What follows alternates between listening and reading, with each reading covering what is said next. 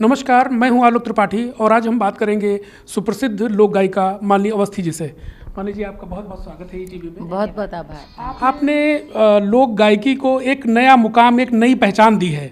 आपने 31 सालों से आप इस क्षेत्र में सक्रिय हैं और आपने एक नई जो हमारी एक संस्कृति, एक ये नई पहचान 31 का हिसाब कहाँ से दिखाया आपने? ये मैंने विकिपीडिया से। इंटरनेट से ही मैंने पढ़ा। विकिपीडिया ने 4 साल पहले मेरी पैदाइश बताई थी सन 84, यानी कि उनके हिसाब से मैं 30-32 साल की ही थी उस समय।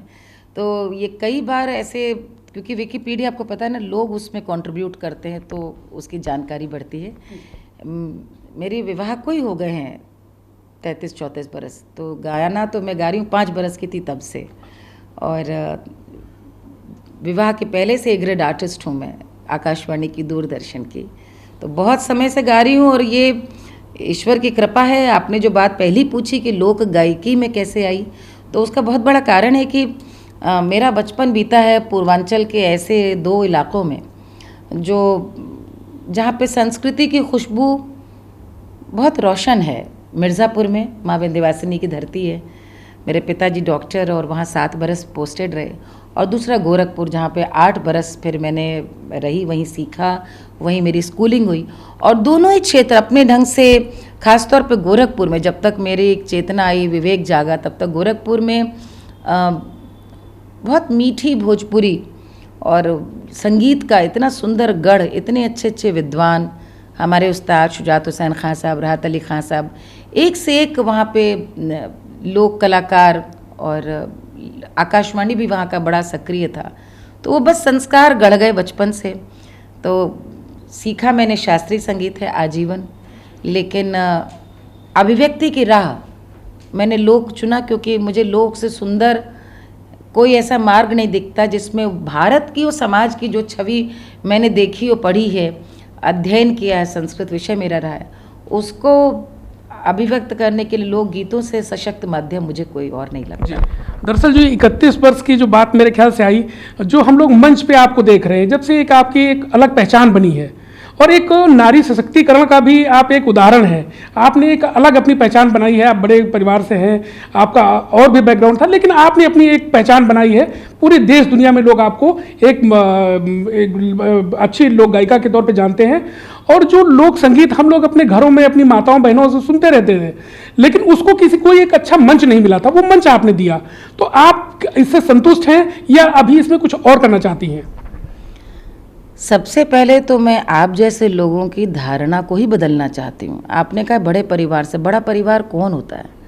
मनुष्य की अपनी सोच, उसके कर्म उसको बड़ा या छोटा बनाते हैं। लोक को लेकर, लोक कलाकारों को लेकर के भी यही एक सोच थी, जो आपने भी बात में कहा कि एक आम धारणा लोगों की यही है कि लोक कलाकार यानी कोई भी ग्रामीण अंचल का व्यक्ति, यानी लोक कलाकार है तो अशिक्षित होगा, लोक कलाकार है तो उसके पास कपड़े नहीं होंगे पहनने को, लोक कलाकार है तो वो मंदबुद्धि होगा, अल्पज्ञ होगा, लोक कलाकार है तो वो तो उसको बोलने का सलीका भी नहीं होगा।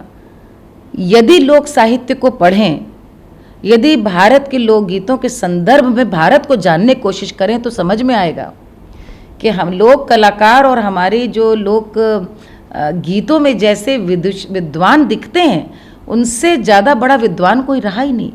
जैसी समझ उनकी थी, आज के पढ़े लिखे लोगों में वैसे ही आ जाए तो भारत स्वर्ग बन जाए।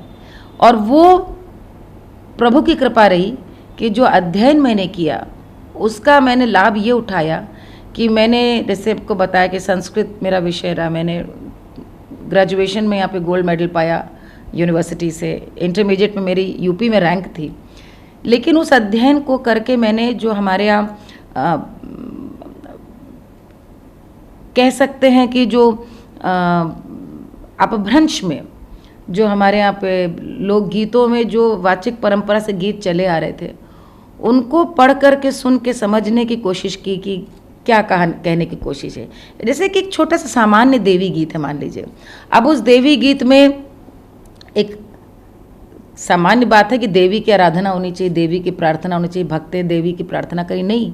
उस गीत में जिक्र ये है कि एक मालन से देवी पानी मांगती है। मालन कहती है कि जल तुम्हें कैसे पिलाऊं, जल पिलाने उठूंगी तो मेरा बच्चा गोदी में सो रहा है, देखो उठ जग जाएगा। और देवी कहती अच्छा तो बताओ अपनी कुशल खैर बताओ, तुम्हारी बेटी कैसी है, तुम्हारी पतोह कैसी है। मालन को जल पिलाती और फिर उसके बताती है बेटी तुम हमारी अपने ससुराल में है पतोह, और अपनी बहू को मैंने उसके मायके भेजा, तुम अपनी कुशल कहो सब ठीक है। अंत में आशीर्वाद देती हुई देवी चली जाती कि गौवा नगरिया मालन जिये हरिसाय के।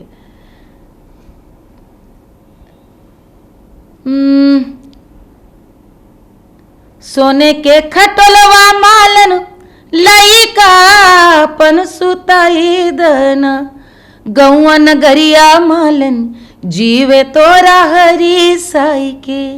वो निर्धन पृष्ठभूमि से है, देवी उसको सोने के खटोले में का आशीर्वाद देती कि तुम्हारा बेटा सोने के खटोले में सोए, और जिस गांव जिस कुल जिस नगर की तुम हो मैं उसको आशीर्वाद दे के जाती हूँ। अब इस गीत को लोग कब से गाते रहे, लेकिन इस गीत की मुझे सबसे बड़ी समाज की शक्ति ये नज़र आती है कि ये पुरखे हमारे यहाँ गीत गा गा के नई पीढ़ी को ये सिखाते रहे कि देखो देवी ने मालन की सरलता पे जब कुपित नहीं हुई आशीर्वाद दिया। दूसरा, मालन देवी को ये कहने का साहस कर सकी कि जल कैसे पिलाऊं बच्चा जग जाएगा। यानी हमारे प्रभु भी हमसे यही कामना करते हैं कि संतान यदि माँ है तो माँ उसका पहला कर्तव्य भगवान की आराधना नहीं संतान को देखना, यानी कर्तव्य मनुष्य अपना करे। और तीसरा, आशीर्वाद भी अकेले एक का नहीं है, वो है तो जिस कुल का है जिस गांव का है उस सब का है। जिस समय ये दृष्टि एक मुझे प्राप्त हो गई पुरखों के गुरु कृपा से, तो उस दिन तो मुझे लगा कि यही करना है, यही बताना है, यही सिखाना है, यही गा करके लोगों को बताना कि ये हमारे भारत का चरित्र है, हमारे पुरखों का चरित्र है कि उन्होंने लोकगीतों के माध्यम से हमारे में संस्कृति को गढ़ा। आज हम कहते हैं भारत को आज़ाद हुए 75 वर्ष हुए, लेकिन 1100 वर्षों से हम जो पराधीन रहे, तो ये भारतीयता की चेतना कैसे बची रही? लोकगीतों के माध्यम से। तो ये जो आपने कहा कि कैसे प्रवृत्त हुई, कह लीजिए ये घर का संस्कार था, दादी के पास बैठने का संस्कार था, कुछ स्वाध्याय जो अपने आप अध्ययन किया उसका संस्कार है, और ये तो मुझे लगता है पूरा जीवन इसमें निकल जाए तो भी जिंदगी कम है। एक सवाल आपसे, आप गायिका हैं, आप हिंदी की विभिन्न जो आंचलिक भाषाएं हैं, अवधी हो गई, भोजपुरी हो गई, और तमाम भाषाओं में आप गाती हैं। चूँकि आप विदुषी महिला हैं तो एक सवाल आपसे बनता है, एक समय अवधी का जो आप कन्नौज से हैं, और एक समय अवधी का जो साम्राज्य था वो अवध से लेके और महाराष्ट्र तक जो है अवधी बोली जाती थी, बहुत बड़ा विस्तार था। अब अवधी एक सिमट के रह गई है, बहुत कम क्षेत्र में अवधी का ये है, और भोजपुरी भाषा जो है बहुत उसका विस्तार हुआ है। तो इस विषय में आप क्या सोचती हैं? दो बातें हैं, कोई भी बोली को आगे बढ़ाने में वहाँ के निवासियों का ही मूल कर्तव्य और दायित्व होता है। यदि आज भोजपुरी लोकप्रिय है तो बिल्कुल भोजपुरी भाषियों ने इसको उस शीर्ष तक पहुँचाया है। वे संकोच नहीं करते भोजपुरी बोलने में। आपको मैं क्या बताऊं, मैं तो बतौर एक गायिका मेरा अनुभव रहा है, जिसके पास धन नहीं है वो चंदा करके कैसे भी विश्वकर्मा पूजा, सरस्वती पूजा, छठ पूजा पे कैसे भी करके अपने यहाँ पे कार्यक्रम करेगा, क्योंकि उनके लिए वो संस्कृति की पहचान है, उनका भोजन, उनकी भाषा। ये तो सिर्फ अवधि क्यों, ये ब्रजवासियों को सीखने की ज़रूरत है, ये बुंदेलियों को सीखने की, हर एक को, ये मिथिला, ये तो मगही, सबको सीखने की आवश्यकता है। अब बात आप सिर्फ अवध की यदि करें, मैंने बार बार इस बात पे जोर दिया कि अवध एक बोली नहीं, एक संस्कृति है। अवध की भाषा, जितने कालजयी साहित्य अवधि में रचा गया उतना कहीं नहीं।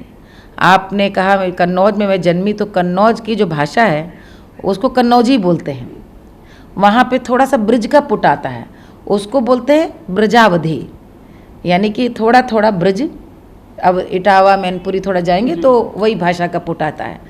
और वहाँ पे जितने भी आल्हा हैं, जगनिक का आल्हा, उदल, जितने भी आप यदि देखें, पृथ्वीराज रासो जगनिक ने लिखा, वो सारे उसी समय के लिखे गए। अवधि में मानस तो है ही हमारे सामने गोस्वामी तुलसीदास जी का, लेकिन उनके अतिरिक्त खुसरो, रसखान, रहीम, सब ने अवधि को ही अपनाया।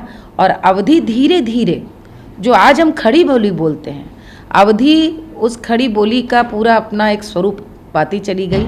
और आज 150 वर्षों से, 100 वर्षों से जो हम हिंदी का स्वरूप जानते हैं, उसमें बहुत बड़ा हाथ अवधि का है कि वही अवधि धीरे धीरे, क्योंकि आप यदि पुराने शायरों को सुने जो गज़लें लिखते थे तो वो उसमें हम कहित हैं, हम जाइत हैं, ये भाषा आती है और फिर वहाँ से कैसे वो हिंद होती गई।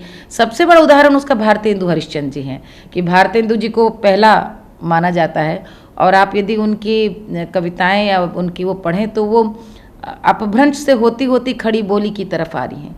तो अवधि की जगह कहीं ना कहीं बहुत बड़ी संख्या में खड़ी बोली ले ली, लेकिन आज भी लालगंज, रायबरेली, सुल्तानपुर, अमेठी, उन्नाव, हमारे कानपुर, हरदोई अवधि ही बोली जाती है और सीतापुर पूरा जो अपना क्षेत्र है सारी अवधि बोली जाती है। और मैं तो सिर्फ यही कहूँगी कि वही निज भाषा उन्नति है। भारतेंदु जी कह गए हैं कि जैसे अपना पर्व बनाने में मनुष्य को स्वाभिमान होना चाहिए, अपनी बोली बोलने में। आखिर मनुष्य ने आवश्यकता पड़ने पर अंग्रेज़ी सीखी कि नहीं?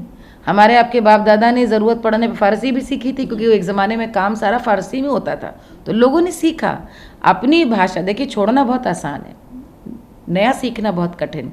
जब आपके बच्चे पढ़ने किसी दूसरे देश, किसी दूसरे स्टेट जाते हैं, वहाँ की भाषा सीखते ही हैं।